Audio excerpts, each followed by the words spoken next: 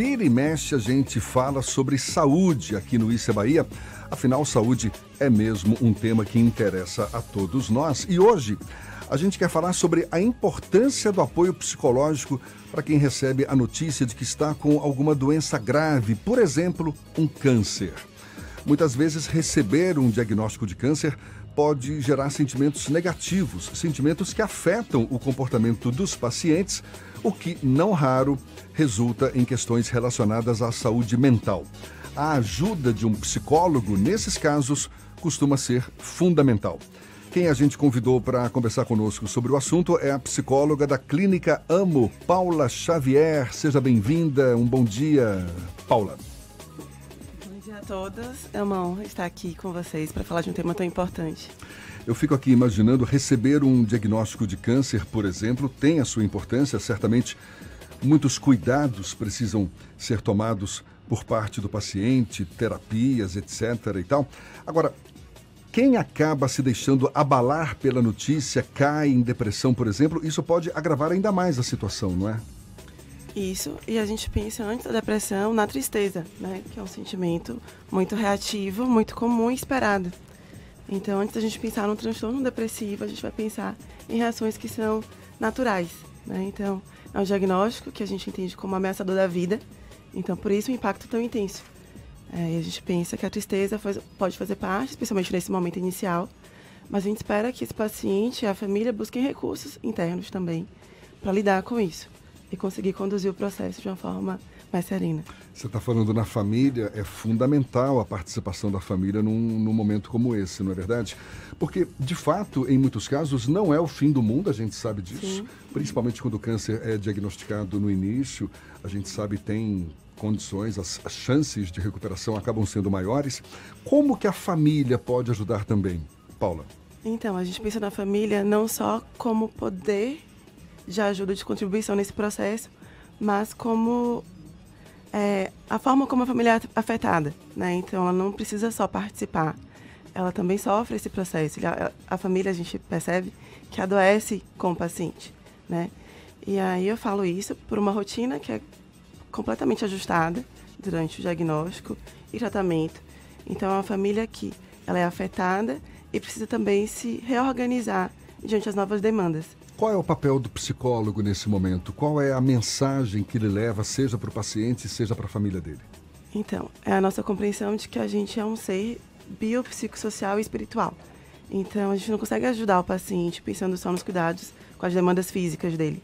Então, se o impacto emocional ele é presente para o paciente, para a família, a ideia é que a gente possa cuidar dessa dimensão também e conseguir olhar para o paciente de uma forma mais integral, além da doença dele.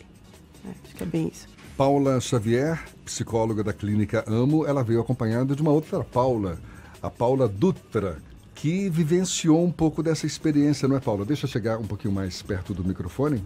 Olá, bom dia. Bom dia, seja bem-vinda você também. Muito obrigada pelo convite. Como é que foi a sua experiência ao lidar com uma situação tão delicada como essa? Na verdade, eu vivenciei bastante nessa situação, que eu tive câncer 2 vezes. Sim. Na primeira vez foi com 30 anos, fui diagnosticada em 2010, quase 10 anos. E da segunda vez, em 2018. Eu tive câncer de mama, tive câncer de ovário. Na verdade, assim, eu sempre falo que a gente nunca sai igual, né? De uma situação como essa. Muda, pelo menos pra mim, das experiências que eu tenho, basicamente tudo. Né? Percepção de vida, o que você quer fazer daqui pra frente, o que você tá fazendo que não tá legal. E você tá com uma cara ótima agora, ou seja, pelo jeito, deu a volta por cima. Eu acho que sim, com certeza. Qual foi a força que você teve e o apoio necessário num momento como esse pra te dar essa força que você precisou certamente no momento? Com certeza minha família. Com certeza absoluta minha família, meus amigos, né? Família que eu falo todo extensivo, né? As pessoas ao seu entorno. Isso. Eu acho que minha fé, né? Minha família, eu acho que confiar na equipe médica. Eu fui tratada na Clínica Amo também já nesse tempo todo, nas 2 vezes. Tanto na confiança na equipe médica, na equipe multidisciplinar, nos psicólogos, todo mundo que tá ali participando, né? Eu acho que foram essenciais para poder eu levar da forma que eu levei, que não é tão comum, né? Porque é muito comum as pessoas até não quererem falar muito da doença, né? Eu, inclusive, falo demais até. Eu tenho um blog sobre o assunto já há quase 10 anos. Então, é o que mais faço é falar do câncer. Você disse que saiu uma outra pessoa Sim, dessa experiência, mas então, na sua cabeça, qual foi a mudança? Qual foi a chave que fez você... Opa, peraí, é a minha vida, é o meu corpo. Tudo bem que as pessoas ao meu redor possam estar me dando esse apoio, mas depende muito de mim também. E depende o que de você? Eu acho que a gente termina descobrindo que tem uma força interior muito grande, que a gente não sabe que tem, até quando precisa, né? Eu acho que eu escolhi, no primeiro momento, não deixar que o câncer me definisse, né? Ele não me teve. Então, assim, da mesma forma que eu sou vaidosa, eu gosto de me maquiar, eu gosto de me arrumar, eu fiquei da mesma forma, das 2 vezes. Então, essa coisa minha Você deixou abalar. Isso. Óbvio que você tem os momentos, né? Todo mundo tem, todo mundo é humano. A gente é humano, né? Mas, da forma que, assim, que eu me mostrei, que eu saía, que eu me propus a ficar... que era o meu jeito, né? Eu não mudei meu jeito por causa do câncer. Eu acho que isso me deu uma força para poder levar de uma forma tranquila. Fernando quer participar também. Eu tive uma experiência bem recente com relação até ao atendimento multidisciplinar da clínica que vocês têm a relação, que é a Clínica Amo. E esse acompanhamento interdisciplinar é essencial no processo de melhora contínua do paciente e da família. Vocês acreditam que o acompanhamento, principalmente a Paula Xavier, nesse caso, o acompanhamento da família por um profissional como um psicólogo é essencial nesse processo, porque não é um baque só para o paciente, é um problema, é uma dificuldade para todo mundo do entorno. A família é expandida, como a Paula Dutra colocou. Então, esse acompanhamento, essa busca pelo acompanhamento profissional é importante nesse processo? Isso, eu acho que é muito valiosa a sua fala, né? Porque tira da família, e a família a gente vai pensar as pessoas que são afetivamente relacionadas, ligadas. Mas assim, tira a responsabilidade que é a família apenas a cuidar, a gerir, né, essas demandas. A família, ela participa afetada nesse processo todo. Então, quando a gente entende, por exemplo, enquanto unidade de cuidado, a gente vai olhar o paciente e o familiar, essa pessoa relacionada afetivamente com o paciente. E o nosso parecer tem sido muito assim. Se eu consigo cuidar dessa unidade de cuidado de uma forma integral, eu consigo ter pessoas que estão vivenciando um processo que é muito difícil, complexo, mas de uma forma a buscar mais recursos internos, e quando faltam esses recursos, que a gente tem uma equipe com olhar dedicado. Então, não é raro a gente observar ansiedade, depressão, ou tristeza, ou outras reações, né, em relação ao estresse nessa fase de tratamento. E quando a gente tem um olhar de cuidado, a gente percebe que eles se sentem mais amparados, mais acolhidos. E o acolhimento nessa fase, para todos os envolvidos, é muito importante. Inclusive para a própria equipe, né, que a gente vive ativamente esse sofrimento diariamente.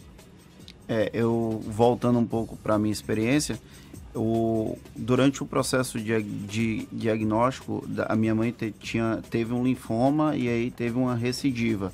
No primeiro momento do diagnóstico, o médico que falou a ela que ela estava com linfoma, não foi da Clínica Amo, ele, lendo o papel, olhou para ela e disse, olhando para o papel, não olhou para ela e falou: dona Selma, está confirmado, a senhora está com câncer. Foi desse jeito. E aí, quando a gente buscou a doutora Tamara Carvalho, lá da Clínica Amo, o atendimento foi diferente. E isso fez a diferença no processo de tratamento da minha mãe. Ela não resistiu à recidiva do câncer, do linfoma, mas no processo de tratamento, quando a pessoa ela se sentiu acolhida, ela se sentiu abraçada pelo profissional, pela família, isso fez diferença no processo de tratamento. Por isso que eu acho que é bem bacana a gente compartilhar essa experiência do acolhimento. E você chegar... Inclusive tem uma coisa bem interessante que a doutora Tamara Carvalho falava. Disse, olha, eu não posso garantir a cura, mas nós vamos trabalhar para que ela seja possível. E eu acho que isso é bem bacana para quem foi diagnosticado, para quem está em processo de tratamento. A gente tem, por exemplo, a Ana Maria Braga, que foi terceiro ou quarto diagnóstico dela de câncer, e ela segue a vida. É importante esse acolhimento, esse abraço. Hoje é o Dia Mundial do câncer, de luta contra o câncer. Então é bacana a gente compartilhar essa experiência com os nossos ouvintes. E a senhora responde muito a essa pergunta: eu vou morrer? Sim, somos colocados nessa questão. E é muito difícil, porque a gente entende o efeito do diagnóstico, né? É uma doença que ameaça a vida, então é uma pergunta muito pertinente, inclusive. E o que a gente percebe é que não é uma resposta simples, a gente não tem que responder a ela assim. É uma doença que hoje tem muitos tratamentos que garantem tanto a cura como qualidade de vida durante o tratamento. Então, a morte pode ser, sim, inevitável, né? Você traz uma experiência de perda importante, mas a gente entende que a gente pode fazer um cuidado que é o melhor possível para aquele paciente, para aquela família. A gente está falando aqui, inclusive, da importância desse acolhimento, seja numa situação em que há a cura, Isso. seja numa situação em que não há mais a cura. Nesses casos, Paula, o que se fala para o paciente que sabe que está num estado terminal, sabe que está num estado grave, irreversível? Qual é a mensagem que se passa para ele? Então, da oferta do melhor cuidado para ele. Então, a gente tem uma saga assim, muito complexa, né? Dos tratamentos que hoje são muito inovadores, são muitas possibilidades terapêuticas para modificar a doença. E a gente percebe que quando o foco está no sujeito que precisa ser cuidado, a gente vai além da cura. E isso é real, né? Então, a fala, né, que ele traz de que o que foi garantido é de que ela seria cuidada, é isso que a gente traz para o paciente. Então, se ele percebe o corpo em terminalidade da doença, se tem algo que é muito mais evidente, e ele provoca essa conversa, a gente responde à demanda que ele traz, mas numa garantia que a gente pode fazer enquanto equipe multi, de que ele vai ser cuidado no que ele demandar naquele momento. Então, controle de sintomas, né? Assim, a forma que a gente pode minimizar o sofrimento, que é do paciente e de quem está envolvido com ele. O Fernando estava relatando uma experiência que ele vivenciou na família. Eu tive uma experiência de família também, só que a situação foi diferente, porque a pessoa já tinha um pavor diante da ideia, da possibilidade de ter um câncer e tal, e aí a família optou por esconder dela essa notícia, essa informação, achando que estaria fazendo um bem para esse paciente. Depois, a própria experiência se revelou que foi uma decisão equivocada. Você concorda com isso? Por mais dolorosa que seja a informação, a notícia a ser dada, você acha que ela tem que ser dada ou parte-se também como opção para um subterfúgio, né? Vamos amenizar o drama e tal, ou é uma furada essa? Então, obrigada também por compartilhar. Eu acho que é uma realidade muito presente hoje, né? Assim, ainda hoje. A conspiração do silêncio é a forma como a gente nomeia isso na literatura, e a gente não tem dados de fato que garantam que seja uma medida adequada, né? Mas a gente percebe que muitas vezes as famílias não têm condição para dar conta desse conteúdo. E aí, como uma forma dessa família também se proteger ou não comunicar, acaba que é uma possibilidade. A gente, assim, enquanto serviço de psicologia, vai sempre favorecer que essa comunicação aconteça, ou mediando a relação nas consultas médicas, ou dando condições mesmo para que a família possa fazer isso. E aí não importa se o paciente é uma criança ou se é um adulto ou idoso, né, a gente vai encontrar a melhor forma de comunicar. Muitas vezes o paciente ele percebe o adoecimento no corpo dele. Então, não ter a nossa fala, né, comentando sobre aquilo, é como se ele não pudesse também confiar na gente. E aí nas pessoas envolvidas, equipe e família. Então, acho que é um pouco isso, a gente conseguir se fortalecer para poder comunicar coisas difíceis. Acaba sendo a melhor opção. Sim. E a partir dela, todo o trabalho, todo o esforço para minimizar os efeitos que aquela notícia pode provocar. Paula Xavier, psicóloga da Clínica Amo, Paula Dutra, que também esteve conosco, ela que teve 2 cânceres e está com um sorriso belíssimo no rosto hoje, mostrando que é possível sim superar uma situação como essa. Muito obrigado pela participação das duas. Hoje, no Dia Mundial de Luta contra o Câncer, a gente abrindo esse espaço para uma discussão que é tão importante como essa, para conscientizar cada vez mais as pessoas da importância de ter, não é, ciência da realidade que as cercam e procurar da melhor forma possível superar essas dificuldades. Mais uma vez, Paula Xavier e Paula Dutra, muito obrigado e um bom dia para vocês. Obrigada. Então tá certo, agora 8h45 na Tarde FM.